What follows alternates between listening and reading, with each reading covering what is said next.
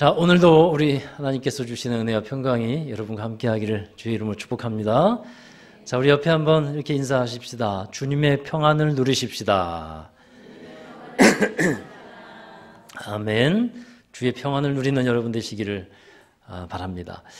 여러분, 오래전에 그 미국의 카네기 공과대학 연구소에서 설문조사를 하고 연구를 했는데, 어떤 일에 실패한 사람을 1만 명을 대상으로 조사를 했어요. 어떤 사업이라든가 일에 실패를 왜 했느냐 조사했는데, 실패의 원인을 분석한 결과가 이러했습니다. 전문적인 지식이 부족해서 실패한 사람은 7%에 불과했어요. 그러니까 전문적인 지식은 충분했다라는 겁니다. 그러면 나머지 93%의 사람은 이거 왜 실패했다고 응답했냐 하면, 인간관계에 실패했다. 그래서 내가 실패했습니다 라고 얘기를 하더라는 거예요. 자, 여러분, 우리가 살아가는 인생은 수많은 관계로 이루어졌죠. 이 관계가 틀어지고 실패하면 그 분야에 있어서는 좋은 결과를 만들어내지 못한다는 거예요.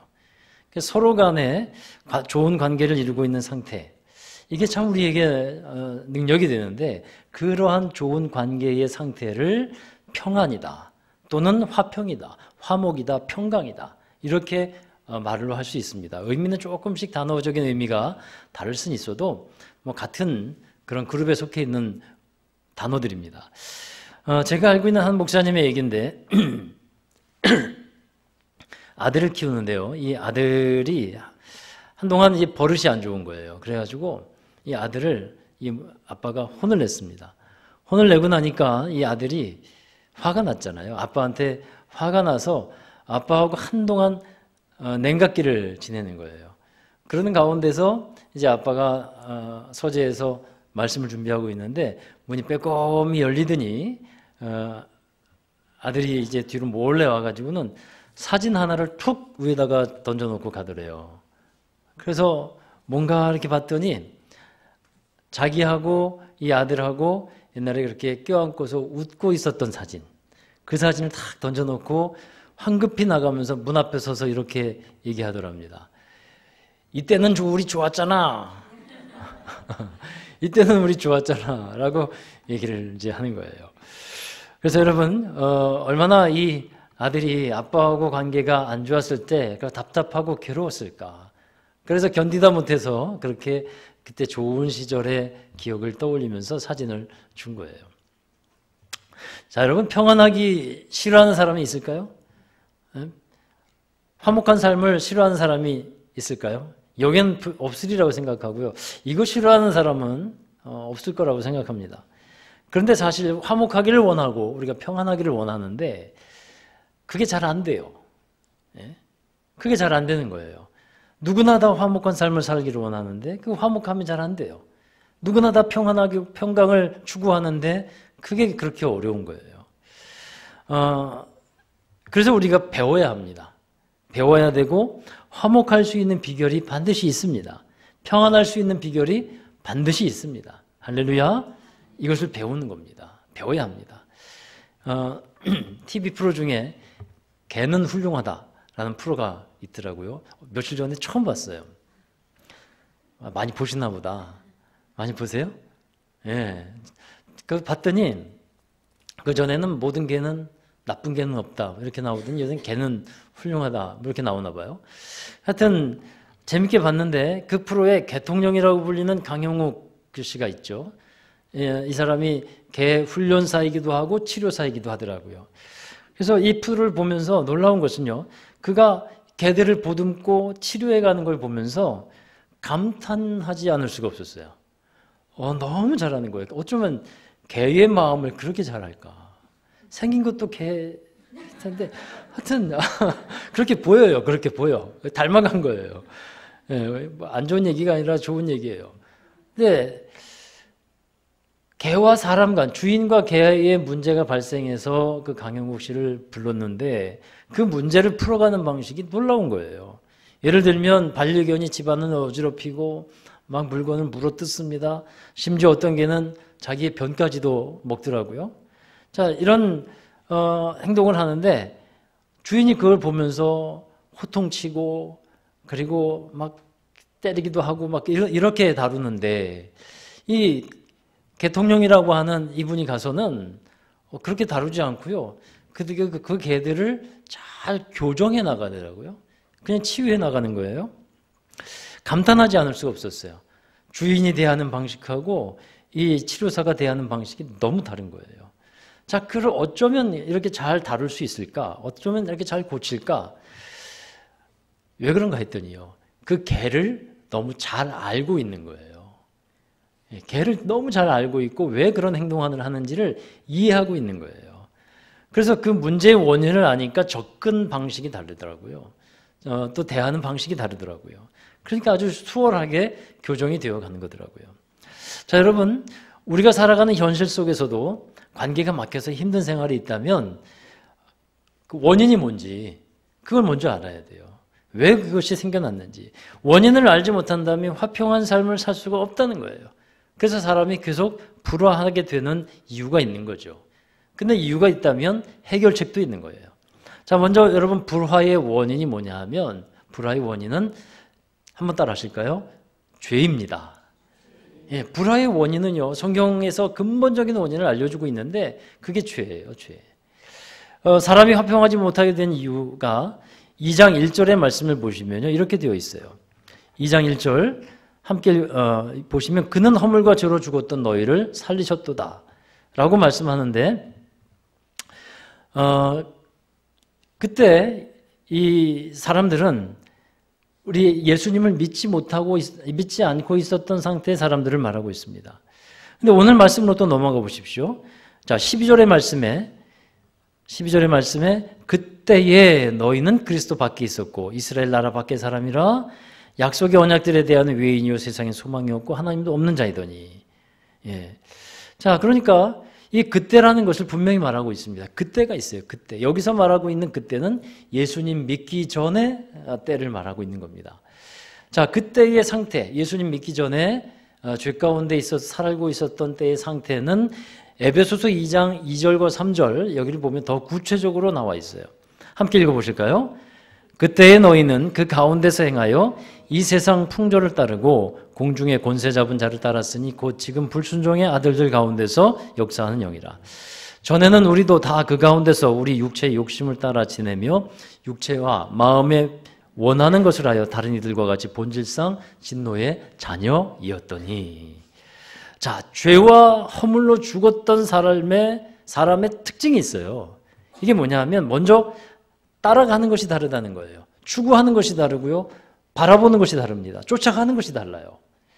죄와 허물로 죽었던 상태.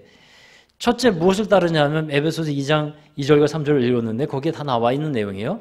세상 풍조를 따라요. 세상을 따라간다는 겁니다. 그 다음에 두 번째는 공중 권세 잡은 자를 따라요. 공중 권세 잡은 자를. 우리가 언제 공중 권세 잡은 자를 따랐습니까? 근데 공중 권세 잡은 자를 따랐다는 게 영적인 본질이에요. 여러분, 공중 권세 잡은 자가 누구예요? 불순종의 아들들 가운데 역사하는 영이라 이렇게 되어 있잖아요. 이것은 곧 사탄을 말하고 있어요. 사탄을 따르는 그러한 영적 본질, 사실을 갖고 있다는 거죠. 곧 이 사탄은 죄와 불순종을 조장하고 있다. 근데 그것을 따랐다는 거예요. 그 다음 세 번째는 육체의 욕심을 따랐습니다. 예수님 믿기 전의 상태가 그랬다는 거죠. 이게 우리의 영적 실존의 모습이었습니다. 그렇게 죄와 허물 가운데 살아가고 있었을 때 우리에게 있었던 결과는 뭐냐 하면 구원과는 상관이 없는 거예요. 그래서 에베소서 2장 12절의 말씀 우리가 읽었습니다만 너희는 그리스도 밖에 있었고 이스라엘 나라 밖의 사람이고 약속의 언약에도 외인이고 세상에서는 소망도 없고 하나님도 없는 자다. 이게 결과라는 거예요, 이게. 그러니까 여러분 이 말씀을 12절의 말씀을 한마디로 정리하면 우리는 어디에 있는 사람이었냐면 밖에 있는 사람이었다는 겁니다. 그럼 밖에 있는 사람의 의미가 뭐냐면 관계가 없다는 거예요. 하나님과 관계가 끊어진 상태였다. 이것을 말하고 있는 겁니다. 그러니까 하나님의 축복도 하나님의 언약도 관계가 없는 사람들, 하나님이 주시는 소망이 있는데 그것도 관계가 없는 사람들, 그게 우리의 상태였고 죄의 결과였다라는 겁니다. 자, 여러분 이게 원인이에요. 이게 하나님과의 단절된 원인이 바로 죄에 있다 하는 겁니다. 그 다음에 이 죄의 문제가 그러면 원인이 있으면 해결 방법이 있는 건데, 이 죄의 진노의 문제를 갖고 있는 우리에게 예수님께서 오시는 거예요. 우리가 예수님을 믿게 되었습니다. 이제 그때부터는 상황이 달라지게 됐어요. 그때 시작되는 말씀이 있습니다. 그러니까 예수님 믿기 전에는 우리는 그때는 이렇게 말하고 있지만 예수님 믿은 이후에 변화된 상태를 우리는 이제는 이라고 얘기하는 거예요. 성경은 그렇게 얘기하고 있어요. 그때는 이러했고 이제는 이러했다. 그때와 이제가 달라졌다라는 겁니다. 자, 여러분에게는 그때와 이제가 있으십니까? 와, 이렇게 조용해요. 그때와 이제가 있으십니까? 아멘이죠. 그죠? 달라진 거잖아요. 그때는 우리 죽음의 진노 아래 있었고 예수님 믿고 나서는 우리는 믿음으로 살아가는 말씀을 믿으세요, 여러분. 다른 건 여러분의 생각을 믿지 마시고요. 나는 아직도 죄 가운데 있는데, 나는 아직도 부족한데, 나는 이렇게 아직도 맨날 넘어지는데, 여기에 빠져 있지 마세요. 말씀으로 들어가셔야 돼요. 말씀으로. 예수님을 믿는 것 안으로 들어가셔야 돼요. 내가 예수님을 영접하고 믿었다면 그러면 여러분 신분이 바뀌어지는 것이고 또 우리의 삶의 실존의 상태가 달라졌다는 거예요. 그래서 예수님 믿기 전에 그때의 모습과 예수님 믿은 후에 이제의 모습이 분명히 구별되는 게 있는 게 당연한 것이고요. 분명히 있습니다. 그랬을 때 우리는 이 모습에서 부족하고 연약한 것은 사실이지만 그래도 아멘입니다. 그렇게 고백하시기를 바랍니다. 그리고 이제 더 나아가는 거죠. 성숙하는 것이고 자라가는 것이고 더 온전함을 향해서 나아가면 되는 거예요. 사랑하는 여러분, 이제 그때와 이제가 있는데 말하자면 우리 인생에 예수님 믿음으로 인해서 우리 인생에 BC와 AD가 나누어지는 거예요. 예수님을 믿기 전에 추구했던 것과 예수님을 믿은 후에 추구하는 것이 다릅니다. 이것도 아멘 되시길 바랍니다.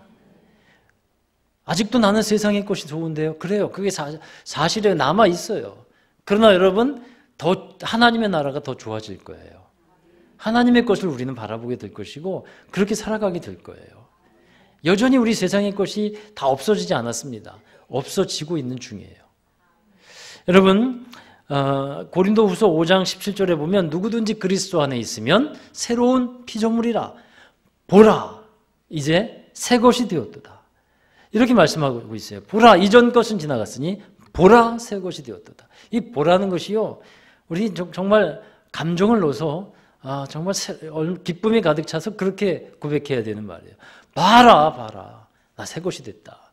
이렇게 고백이 되어야 되는 거예요.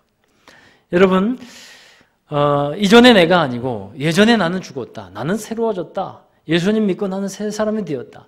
이렇게 고백이 되어야 할 줄로 믿습니다. 옛날에 이 평양의 유명한 깡패였던 김익두 목사님이, 그 깡패였다가 목사님이 된 분이잖아요.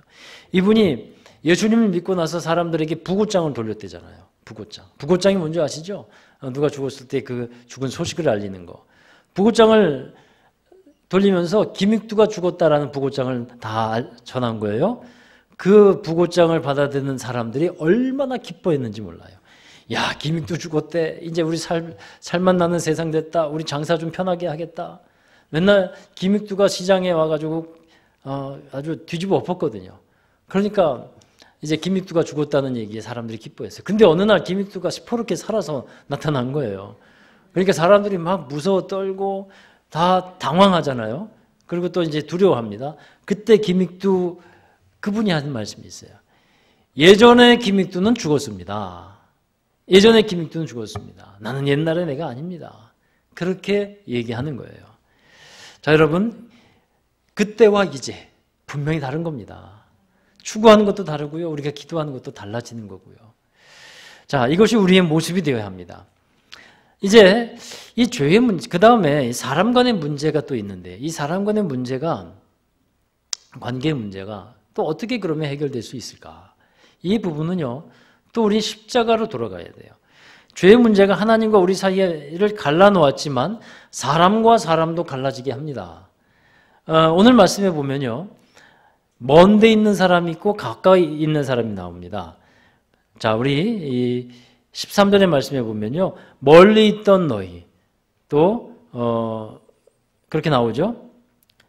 먼 데 있는 사람이 있고 가까운 데 있는 사람이 있어요. 그럼 먼 데 있는 사람은 누굴까요? 우리 17절의 말씀에 보면 먼 데 있는 너희 또 가까운 데 있는 자들 이렇게 나오잖아요. 그럼 먼 데 있는 사람은 누구냐면 이건 이방인들을 말해요.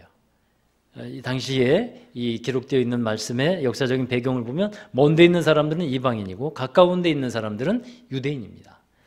그래서 유대인 이것은 이 말씀은 실제로 먼데 이방인이 먼 데 있는 사람이라 하나님께로부터 멀리 떨어져 있는 사람이라는 뜻이 아니에요.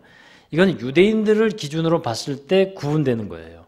유대인들은 하나님이 자신들을 선택했고 자신들에게 언약과 율법을 주셨다는 거예요. 그러므로 자신들은 하나님과 가까이 있는 사람이다 라는 겁니다. 그들의 관점이에요. 그들의 관점. 그런데 그들의 관점에서 보니까 이방인들은 율법도 없어요. 그러니까 구원도 없어요. 그들에게는 따라서 소망도 없어요. 자, 이런 구별과 차별이 생기게 되었다는 거예요. 사실 하나님이 율법을 주신 것은 이렇게 차별하라고 주신 것이 아닙니다. 차별하라고 주신 것이 아니고 하나님의 백성들로서 살아가야 하는 원칙들을 알려준 거예요. 근데 이것이 잘못 적용이 되니까 사람들을 나누고 차별하는 것으로 사용되어지는 거죠. 그래서 사람과 사람 사이에 무엇이 생겼습니까? 막힌 담이 생긴 거예요. 이방인과 유대인들에게는 높은 담이 생긴 거예요. 자, 유대인의 관점에서 이방인들과의 막힌 담이 있듯이 여러분 우리도 그러한 담을 쌓아두고 살아가고 있지는 않은지요.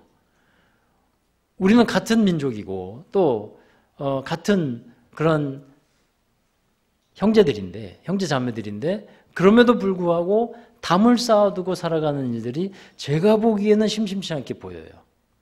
여러분 사람을 대할 때 편견의 담이 있고요. 내 기준의 담이 있습니다. 그래서 사람들을 구분하고 자꾸 나눈다 하는 겁니다. 예수님이 오셔서 이 하나님의 나라를 이루어 가실 마지막 때가 되면 사람들은 그때 나누어지게 돼요. 양과 염소를 구분하듯이 구원과 심판이라는 것으로 그때 나누어집니다. 자, 그렇게 나누는 것은 하나님만이 하실 수 있는 거예요. 우리가 할 수 있는 것은 아닙니다. 너는 양이야, 너는 염소 같은 사람이야. 이렇게 나눌 수 있는 것은 우리에게 고난이 없어요. 우리가 이 땅에서 할 일은 그럼 뭐겠습니까? 예수 그리스도 안에서 나누는 것이 아니라 하나가 되어가는 일인 줄로 믿습니다. 예수 그리스도 안에서 하나 되는 일. 여러분 왜 사람 간에 서로 이러한 나누는 일들이 벌어질까요? 그러한 이유는요. 그 사람이 판단자, 심판자가 되기 때문에 그래요. 자기가 판단하려고 하고 자기가 심판하려고 해요. 그래서 나눠지는 거예요. 자, 야고보서 4장 11절의 말씀인데 함께 읽어보실까요? 형제들아 서로 비방하지 말라. 형제를 비방하는 자나 형제를 판단하는 자는 곧 율법을 비방하고 율법을 판단하는 것이라. 내가 만일 율법을 판단하면 율법의 준행자가 아니요 재판관이라. 이 말씀을 잘 보시면요. 판단과 비방을 거의 같은 의미로 쓰고 있죠. 자, 이렇게 형제를 판단하는 것은 율법의 판단자가 된다는 거예요. 여러분 율법의 판단자는 우리가 될 수 없어요. 하나님만이 하실 수 있는 거예요. 다만 우리가 해야 될 일은 율법의 준행자가 되라. 그러니까 말씀을 따라가고 말씀을 순종하는 자가 되라는 것이죠. 말씀을 지키는 사람이 되라는 것이지 그 말씀을 가지고 다른 사람을 판단하라. 이렇게 사용하지 말라는 거예요. 우리가 누구를 쉽게 판단하면서 뭐가 생기냐면 담이 쌓여지기 시작하는 거예요. 담이. 그러면 이런 막힌 담을 허는 비결이 뭘까요? 이 막힌 담을 허는 비결은 십자가입니다. 자, 에베소서 2장 16절 함께 읽어보실까요? 또 십자가로 이 둘을 한 몸으로 하나님과 화목하게 하려 하심이라. 원수된 것을 십자가로 소멸하시고. 아멘. 자, 십자가의 능력이 있습니다. 아멘. 십자가의 역할이 있습니다. 그게 뭐냐면요. 사랑과 용서예요. 십자가는 사랑과 용서예요. 예수님께서 하신 말씀 하나 더 읽어보실까요? 누가복음 6장 37절 비판하지 말라. 그리하면 너희가 비판을 받지 않을 것이요. 정죄하지 말라. 그리하면 너희가 정죄를 받지 않을 것이요. 용서하라. 그리하면 너희가 용서를 받을 것이요. 할렐루야. 자, 사람에게 여러분 막힌 담이 있다면 십자가 정신으로 가야 돼요. 곧 사랑으로 용서로 허물어내야 하는 것입니다. 그렇게 하시기를 주의 이름으로 축복합니다. 이렇게 하는 것이 하나됨을 이룰 수 있는 평강의 삶을 살아갈 수 있는 비결이 되는 거예요. 이게 해결책이에요. 이게 해결책이에요. 여러분 다 알고 있었던 해결책 아니세요? 그죠? 근데 이게 해결책이에요. 17절의 말씀에 보면 예수님이 오셔서 전하신 것이 평안이다 라고 말하고 있습니다. 먼 데 있는 사람에게도 평안을 전하셨고 가까운 데 있는 사람에게도 평안을 전하셨어요. 자, 이 평안의 개념이 여러분 잘 잡히지 않는다면 이 평안을 하나님의 나라로 바꿔보세요. 예수님이 오셔서 먼 데 있는 사람에게도 하나님의 나라를 전하셨고 가까운 데 있는 사람에게도 하나님의 나라를 전하신 거예요. 그러니까 하나님의 나라는 평안한 가운데 있습니다. 로마서 14장 17절의 말씀에 보니까 하나님의 나라는 먹는 것과 마시는 것이 아니요 오직 성령 안에 있는 의와 평강과 희락이라. 할렐루야. 의와 평강과 희락의 하나님의 나라가 있다는 겁니다. 말씀에 기록되었듯이 이 평강에 하나님의 나라가 있어요. 그러니까 먼 데 있는 사람, 가까이 있는 사람, 뭐 유대인이나 아니면 이방인이나 다 하나님의 나라 가운데 있음을 예수님께서 선포해 주신 것입니다. 자, 여러분, 사람들이 왜 싸울까요? 왜 싸우냐면요, 자기 욕심을 따라서 행하고 이 말씀처럼 자기가 먹는 것, 자기 소유 때문에 싸우는 거예요. 사실 우리가 가지고 있는 이 파이는 우리가 이제 갖게 되는 파이는 너무 작아요. 작은 것처럼 보입니다. 그래서 싸우는 거예요. 내가 좀 더 가져야, 내가 갖지 않으면 뺏기니까. 이래서 싸우려고 한단 말이에요. 그런데 여러분, 하나님의 파이는 작지 않습니다. 하나님이 갖고 계신 것은요, 작지 않아요. 커요. 너무나 풍성한 것입니다. 그래서 그것을 내가 더 가질게 하지 않아도 됩니다. 하나님의 것은 너무나 크고 풍성하기 때문에 그렇습니다. 모든 사람이 다 나누고 함께 가질 수 있을 정도로 많습니다. 부족하지 않습니다. 다만 우리가 해야 되는 게 있어요. 시기하지 않는 거예요. 시기하지 않는 것. 다른 사람이 갖고 있는 것, 다른 사람이 누리고 있는 것을 보면서 우리가 격려하고 또 축하해 줄 수는 주어야지 시기하지 않는 거예요. 이미 내 것이 있음에도 불구하고 다른 사람이 누리고 있는 것, 다른 사람이 갖고 있는 것이 더 많다고 하나님이 저 사람에게 더 많은 것을 주셨다고 생각하니까 만족함이 없는 거예요. 하나님의 파이는 큽니다. 할렐루야. 자, 여러분, 이제 우리는 이렇게 서로에 맡겼던 담이 허물어지면서 예수 그리스도의 십자가로 이것을 무너뜨린 다음에 우리가 무엇을 선포해야 되냐면 새로운 사람이 되었다. 이것을 할 수 있어야 합니다.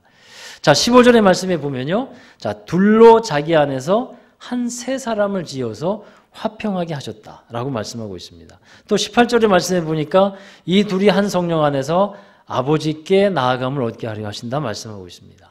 이 둘이라는 건 말씀드렸듯이 유대인과 이방인을 말하는데 더 나아가서 우리 모든 사람을 말합니다.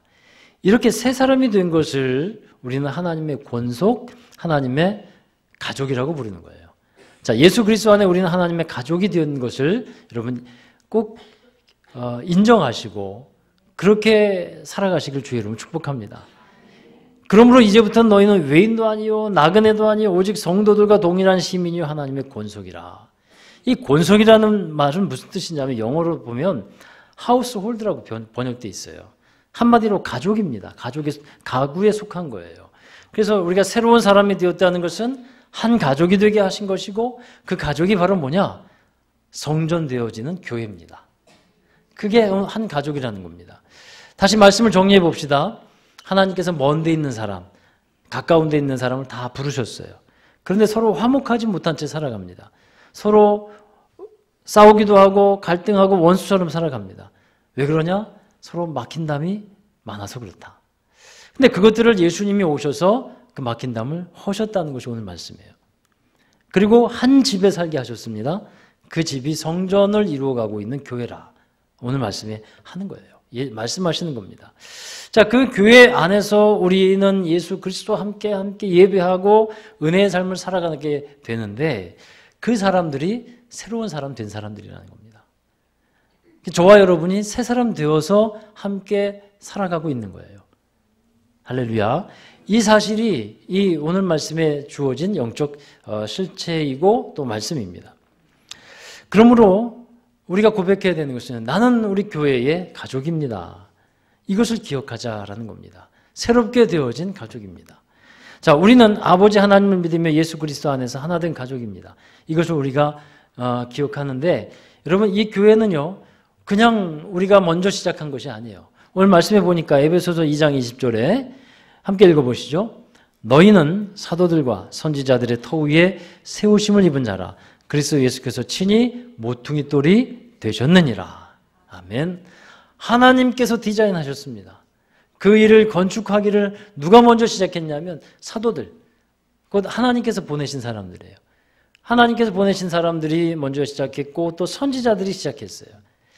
그 사람들이 땅을 파고 다지고 기초를 세우는 겁니다.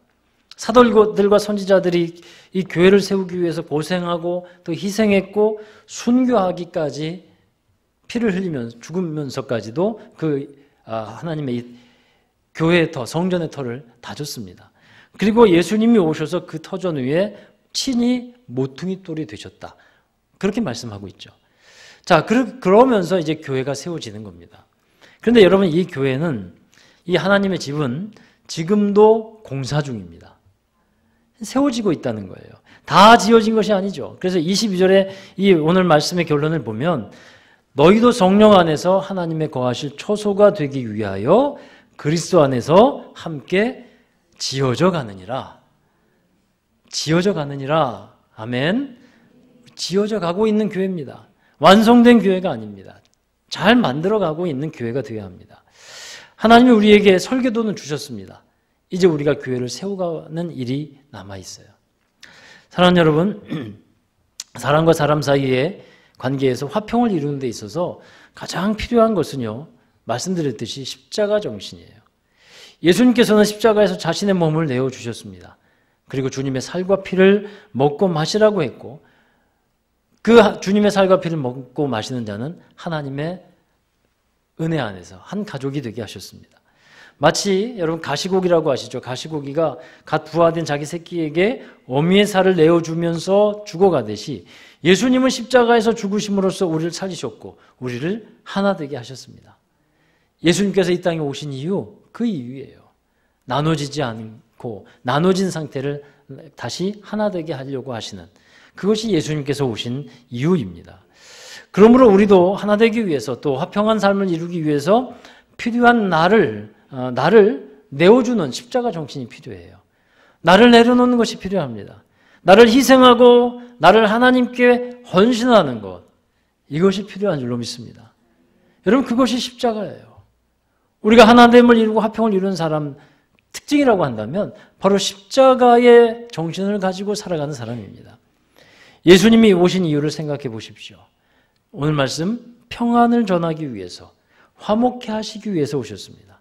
자, 여러분, 그 뜻을 이어가는 우리 교회, 저와 여러분 되시기를 주의 이름으로 축원합니다. 자, 기도하겠습니다.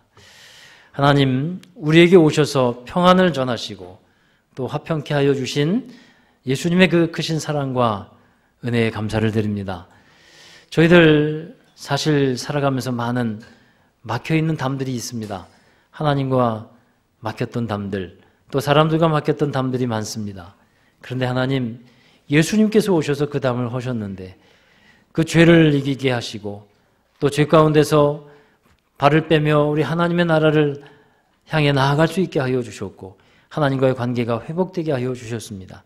내가 곧 길이요 진리요 생명이라 말씀하신 주님, 그 주님 안에서 새로운 생명을 누리고 하나님의 자녀로서 하나님의 나라의 백성으로 살게 하여 주셨사오니 이 시간 다시 한번 믿음으로 고백하기는 하나님과 화평케 하여 주시고 또 모든 사람과 화평함을 누리며 살아가게 하여 주시옵소서. 오늘도 우리 함께 하신 하나님, 하나님께서 주신 그 크신 은혜에 늘 감사하며 십자가를 바라보며 십자가의 정신을 우리의 삶 속에 나타내며 살아갈 수 있도록 도우시고 인도해 주옵소서. 감사하며 예수 그리스도의 이름으로 기도하옵나이다. 아멘. 우리 다 함께 자리에서 일어나셔서 파성과 결단의 찬송을 부르겠습니다. 주님은 평화입니다. 막힌 담을 모두 하셨습니다. 우리에게 평화가 되신 우리 예수님 그 은혜를 찬양합시다.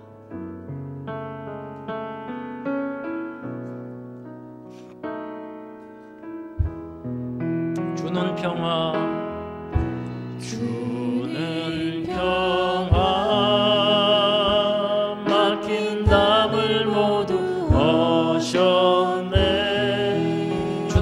평화가 됩니다. 주는 평화, 우리의 평화, 주는 평화, 주는 평화. 맡긴 담을 모두 오셨네, 담을 모두 오셨네. 주는 평화, 아멘. 우리의 평화, 우리의 평화. 염려다 맡기라, 염려다 맡기라. 주가 돌보시니. 주는 평화, 주는 평화. 우리의 평화, 아멘. 염려다 맡기라, 염려다 맡기라. 주가 돌보시니. 주는 평화, 주는 평화. 우리의 평화, 우리의 평화. 한 번 더 고백합시다. 염려다 맡기라, 염려다 맡기라. 주가 돌보시니. 주는 평화, 우리의 평화. 아멘. 염려다 맡기라, 염려다 맡기라. 주가 돌보시니. 주는 평화, 우리의 평화. 아멘. 우리 함께 기도하십시다. 여러분, 혹시 우리에게 맡겨진 담이 있습니까? 하나님께서 깨닫게 하시는 것이 있습니까? 보여주시는 것이 있습니까? 그렇다면 우리 그 부분을 주님의 능력으로 주님께서 이미 하셨습니다. 그 사실을 믿고 우리 그 평안을 지키며 하나됨을 지키며 성령 안에서 함께 나아가는 우리 교회 모두가 되기를 원합니다. 함께 기도하십시다. 하나님, 평안한 삶을 이루시고 내가 그렇게 나아가겠습니다. 내 자신을 내려놓고 십자가에 주님을 바라보며 희생하며 헌신하며 사랑하며 용서하며 주님이 오신 이유를 이루어 가겠습니다. 함께 통성으로 기도하시겠습니다. 거룩하신 아버지 하나님, 우리에게 허락하여 주신 하나님의 그 사랑에 감사드립니다. 십자가를 통해서 주님께서 우리에게 베풀어 주신 사랑과 용서를 하나님 다시 한번 기억하게 하여 주셔서 우리의 삶에 막힌 담이 모두 헐어지게 하여 주시고 하나님과 막힌 것이 없게 하여 주시고 또 사람들과의 막힌 담도 하나님 허물어지게 하여 주시사 화평함을 이루어가는 저희들이 되게 하여 주옵소서. 주님께서 오셔서 전하신 그 평안의 복음을 우리가 늘 삶에 이루어갈 수 있도록 주여 도와주시옵소서. 하나님의 말씀을 지키며 하나님의 말씀의 준행자가 되게 하여 주시옵소서. 언제나 하나님의 귀하신 뜻을 하나님 마음에 품고 실천하며 살아갈 수 있도록 주여 도와주시옵소서. 십자가로 화목하게 하여 주셨사오니 하나님, 우리 또한 화목하게 하는 삶을 살게 하여 주시옵소서. 오 주님, 하나님의 사랑의 가정으로 인도해 주셔서 감사드립니다. 서로 감사하고 기뻐하며 서로 격려하며 세우며 하나님의 귀한 일들을 서로 앞장서 나가며 서로 헌신하며 사랑하며 하나님의 나눔을 함께 실천해 갈 수 있는 우리 믿음의 공동체가 되게 하여 주시옵소서. 주님 역사해 주시고 언제나 우리 안에 하나님 말씀하여 주시는 주님의 은혜를 늘 기억하고 잊어버리지 않게 하여